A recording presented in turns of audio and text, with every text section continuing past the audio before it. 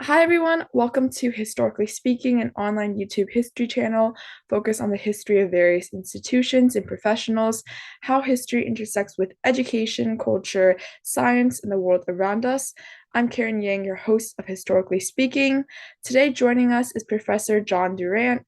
Sorry if I mispronounced that, but he You is the didn't. Oh, awesome. Sounds great.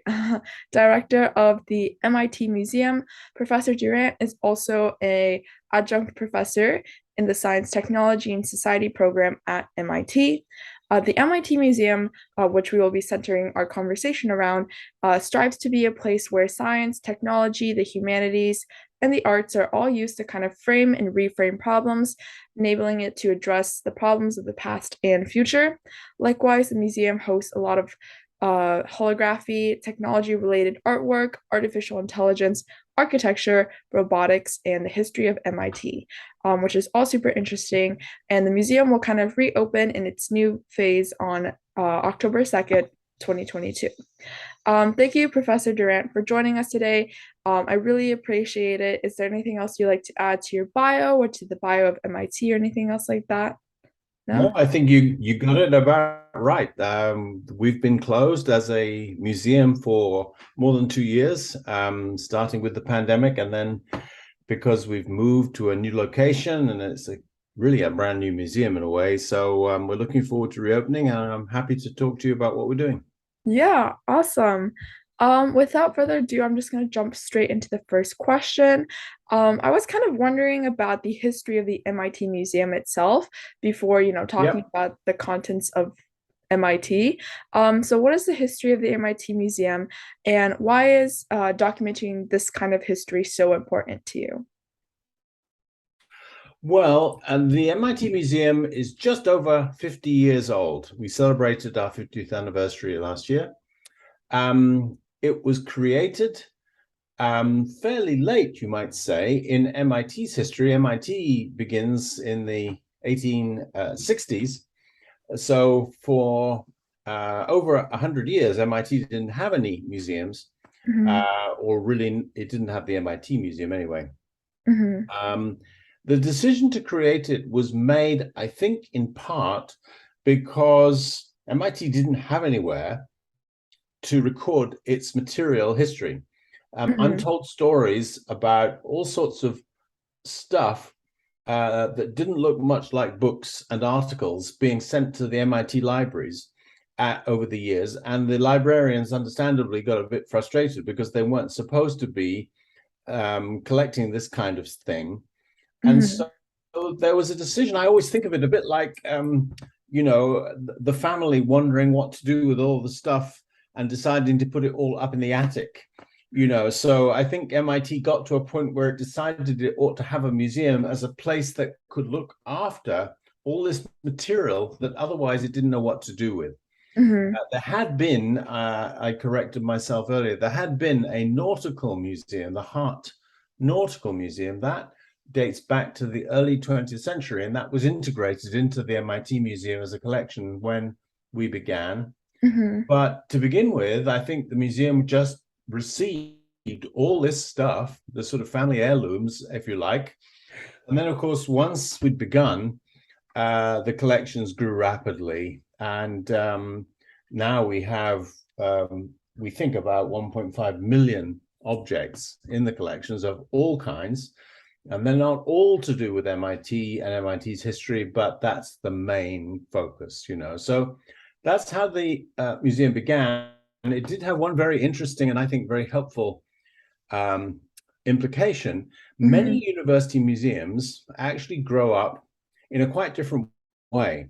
They grow up through departments which have material that they want to use for research or teaching. They may be Hmm. art objects, or they might be rocks. A department of earth sciences may decide it needs a whole bunch of minerals, and then Hmm. it uses them for teaching, and then it says to itself, well, maybe we should put some of these on display for the students. And then once it's done that, they think, well, maybe we should open the doors to the public. And so a museum grows up out of a departmental research and teaching collection. Hmm. That's how I think many of the museums up the road at Harvard University began. it's not how the MIT Museum began. We began, as I say, as a central decision. And what that means is that, as the name suggests, we serve the whole institute. We actually report directly to the provost or the provost's office. And the provost, of course, at MIT is the chief academic officer. So we're not embedded in any single department, and we have this, as it were, encyclopedic or comprehensive responsibility to represent in some way Mhm. what MIT as a whole stands for, which is both exciting and also challenging. Yeah. First of all, I love how you kind of compared the MIT Museum to an attic. That sounds like a really big attic with all of those different like objects, Yeah. number one. I also really enjoyed how you kind of compared like how a museum traditionally kind of starts within like a school's context and then compared it to MIT because it definitely, I mean like yeah, 50 years, it sounds a lot to me because I'm only like 17. I'm like 50 years, I cannot imagine. But when you look at the grand scheme of things, it's definitely puts it in a different kind of context. And I really enjoyed how you kind of compared how MIT was just kind of serving everyone because definitely even when I was doing my research and looking at the bio, I was like, oh my goodness, like MIT is holding so much stuff and that's going to help so many different peoples in so many different departments as well. So it's super cool. Yeah. Well, I think that's all correct. There is also a kind of tension that I want to um, point out. Hmm. Um, so MIT, of course, is a research institute. I mean, it likes to think it calls itself an institute. It's actually a university. Um, but research universities are, in some ways, much more interested in the things they don't know than the things they do know. Hmm. And a research institute with a primary focus on engineering and then science and technology generally um, tends to be much more interested in the future and future challenges than it is in the past. So Hmm. if you want to bore many MIT professors, try asking them all sorts of questions about what we really know well Hmm. or what we did years ago. And if you want to interest them, try asking them what they're working on now and the big puzzles and problems that they haven't yet solved. So, what Hmm. I'm trying to say is that there's a tension between the idea of the museum as kind of an archive or a Hmm. repository and the ethos of a research institute, which is all about the future. And Hmm. I think that that's a necessary tension, if you like. It has to exist. And, Hmm. and I think it means that as a museum, we want to have, in some ways, one foot in the past because we are an archive, we are the attic, we Hmm. are the memory, the institutional memory of the place, but we also want to have one foot in the future Hmm. because we want to be true to MIT. And if we want to be true to this future oriented research institute, Hmm. then we probably need to use the past in order to inform where we are today and where we think we might be going in the future. And so that's the Hmm. kind of balance that we're trying to strike in the Hmm. MIT Museum. Yeah, I agree. I think personally, as someone who's like super invested in history, hence the name, like historically speaking, and Yeah, who does a lot of like history-based like work, I guess. I definitely agree. A lot of times, I think beyond maybe just even MIT as an institution, but also just our society and our culture, like we're always looking at, technological inventions that can drive our cars or drive us into the future. And a lot of times we don't necessarily, think to look at the past and learn from the mistakes that we made in the past. But I really find it yeah. really important. And I think the MIT Museum does a really great job of kind of just as you said having one foot in the past to propel us into the future and to just draw from the past in order to understand what we should be doing in the future as well. Yeah, I mean, I could give you one very specific example of the way that I think that can work, Hmm. which is, as you may know, MIT, like many university today, is really currently very preoccupied with issues of diversity, equity, and inclusion. Hmm. It's very conscious that it has not always been very, very diverse, equitable, and inclusive in the past, and it Hmm. wants to do a better job in the future. So what's the role of the MIT Museum in that? Well, in the new museum, which is going to open, as you said, in a few weeks, in one gallery, we shall have a section which is called the Black Experience at MIT. And what we shall do, this is a section which is essentially historical. It looks at how African American students, for example, began to appear at MIT, began to Mhm. be catered for, and began to have a presence. And where we've gotten to, it's Mhm. obviously relevant to current debates, but it's Mhm. trying to provide a historical context for these current concerns. So Mhm. that's an example, I think, where we can bring some historical perspectives to illuminate an issue which we're greatly concerned about today. And I think a lot of people would agree that you're not going to get far with issues like that if you just ignore where we've come from Mhm. and the Mhm. challenges and the missed opportunities may be Mhm. that there were in our own past. So we Mhm. need to learn from that as much as we can, and Mhm. in order to know how to do things better. So that would be an example for me of how we can inform some debates going on within MIT today Mhm. in terms of its own, in this case, its own history. Mhm. I agree. I think like the context, because of like, we have to understand where we came from to understand where we are and how we can solve these issues, or, kind of build off of that understanding to understand like why is this one perspective, not being highlighted. Oh, this is like what we did in the past to these Yeah. group of people, and this is what we can do to solve that problem or negate that. So definitely super cool. And I think this question kind of builds off of that in a way. So I was really surprised to be seeing that like, oh, the MIT Museum is like closed right now, but it's going to be reopening with kind of like a new direction in a way. So I guess I wanted to ask like, how is the new direction of the MIT Museum going to be different from the past, and what kind of inspired this change? Well, those are good questions. There are some things about this change which represent, if you like, continuity. So, as I say already, the museum is half a century old. For over 10 years, our mission, in fact, for almost 20 years now, our mission has been simply stated to make research and innovation, the sorts of things that MIT does, accessible to all. So, notice that's a rather inclusive mission. Mm-hmm. And that mission hasn't changed. So we had that mission in the old museum, and we've retained it for the new museum. And of course, our collections haven't changed. They continue to grow, but we certainly didn't throw away all the stuff we had in that proverbial attic when we closed the old museum. We've kept that. And in fact, we're going to be able to put on display rather more of our collections in the new museum than we did in the old. So, but those things represent continuity. So you might ask, well, why the change? What is different?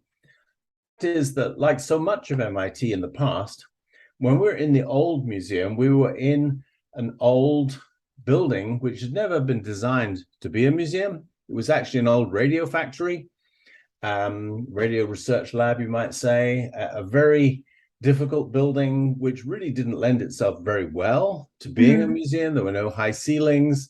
It wasn't very easy to get around in. There were all sorts of problems. And also, as our audience grew in the uh, 2000s, 2010s, and so on, we began to outgrow the space that we had. Mm-hmm. And so a decision was taken to build a purpose designed museum facility in a different location on campus. Actually, in many ways, it's a much better location for us because it's in a gateway position to the campus in Kendall Square, right next to the T stop. So it's got good transport connections, it's got good visibility. And as I say, the building that we're in, or the part of the building, it's a much bigger building actually, but the 3 floors of the building that we occupy are purpose designed to be a museum.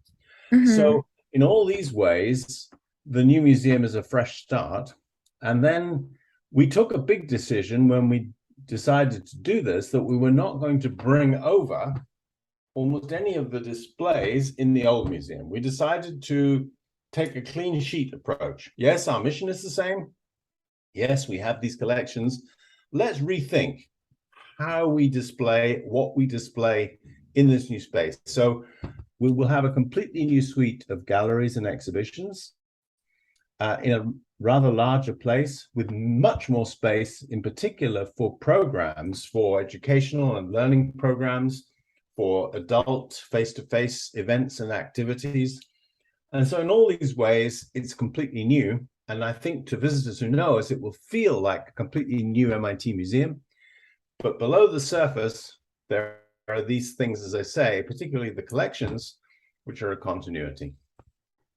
That sounds really great. It sounds like the MIT Museum is kind of getting like an upgrade or like a more modern, I guess like 50 years in kind of remodeling, which I think is super, super cool. And I love how definitely like the new displays sound really, really awesome. And um yeah, just sound like they're kind of, transitioning with the people who are coming in and visiting and transitioning with the times, which is super, super cool. I guess like my next question would be kind of building off of that. You mentioned that this was like a 2 years in the works kind of thing with the museum being closed 2 years. That definitely Oh, coincided yes. with the COVID-19 pandemic. So what's it been like overseeing and kind of managing this kind of transition within the pandemic? Oh, well, very difficult. And I think, but probably not as difficult even as it's been for many other museums. The pandemic for many museums was close to being a disaster, actually. And, some museums around the world have actually closed and probably won't ever open again, I'm afraid. Although I'm glad to say that perhaps a clear majority have survived through it somehow.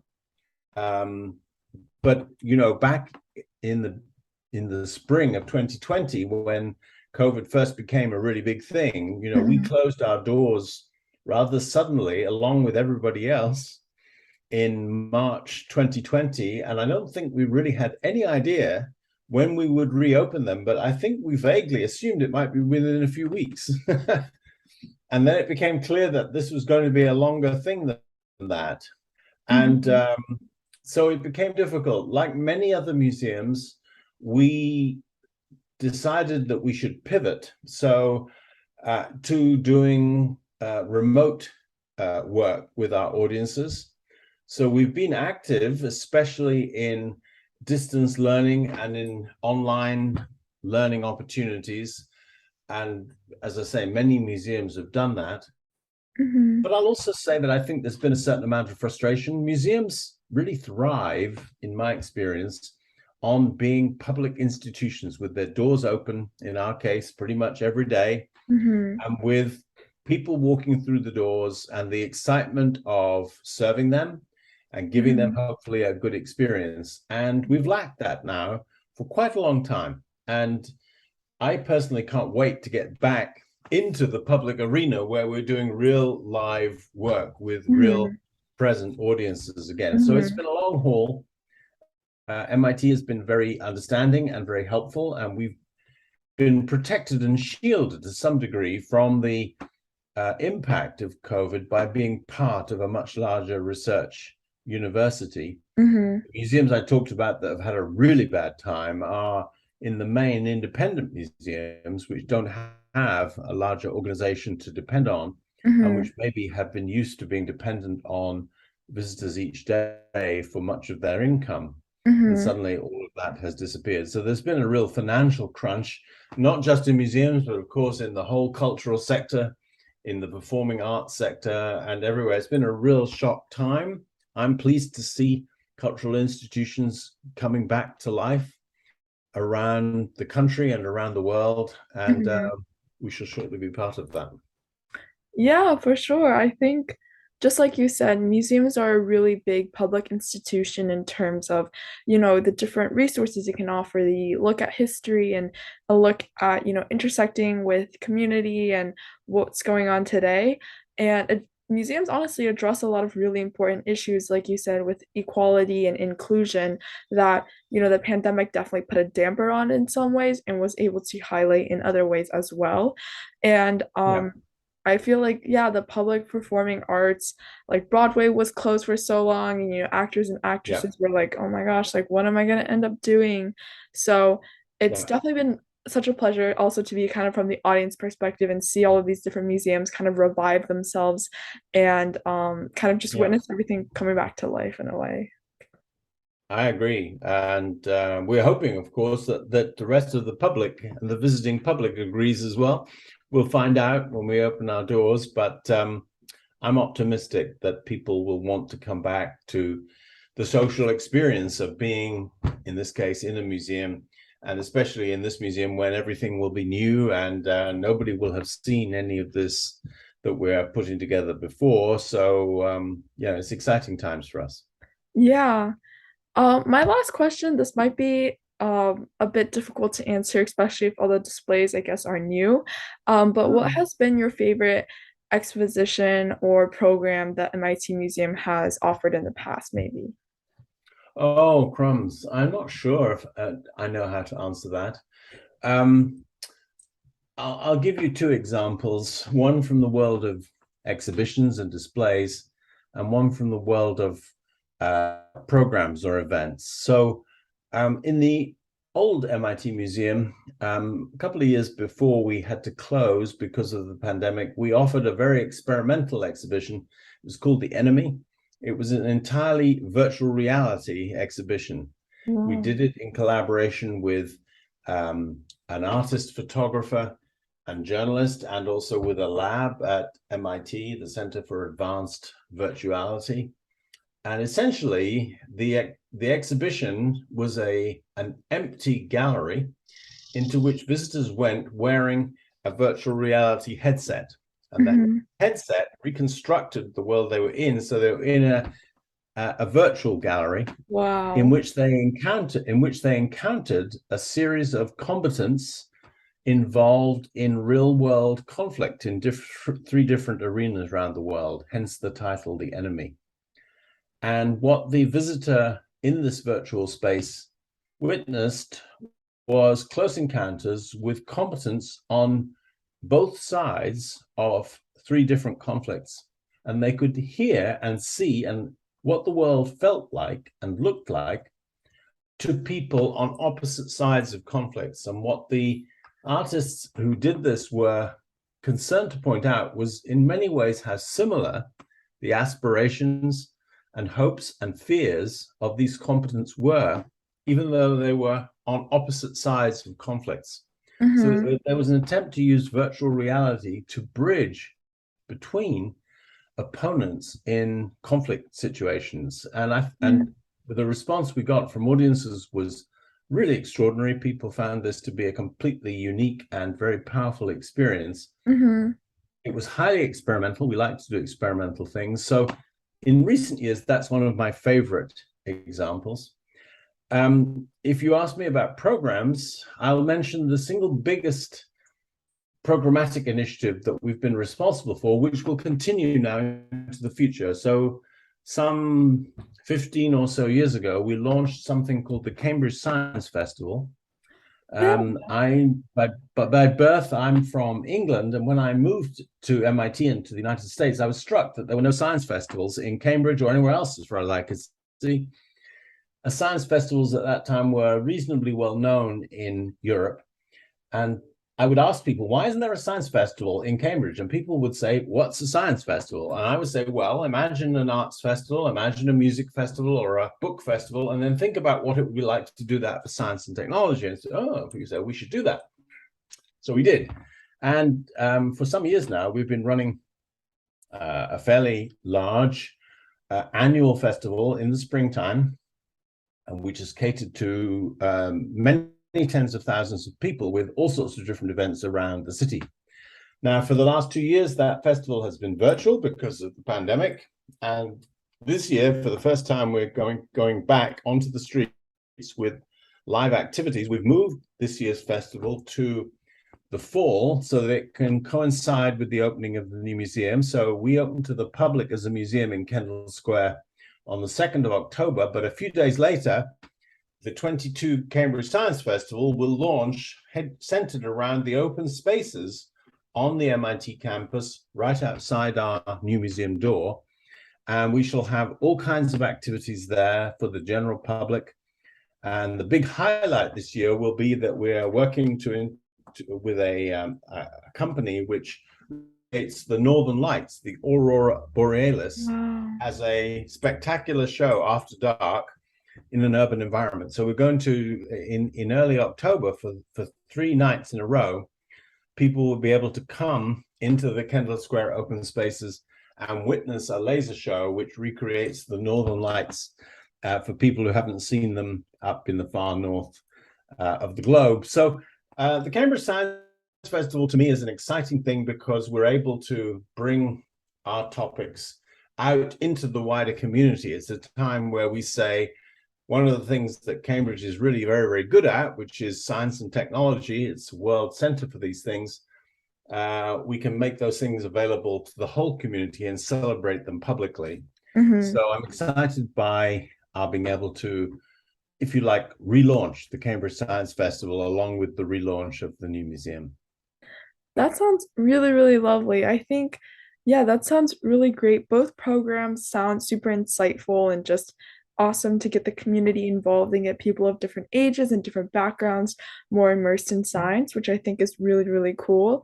That's pretty much it for all of the questions I have. Is there anything else you'd like to add before we wrap things up? No?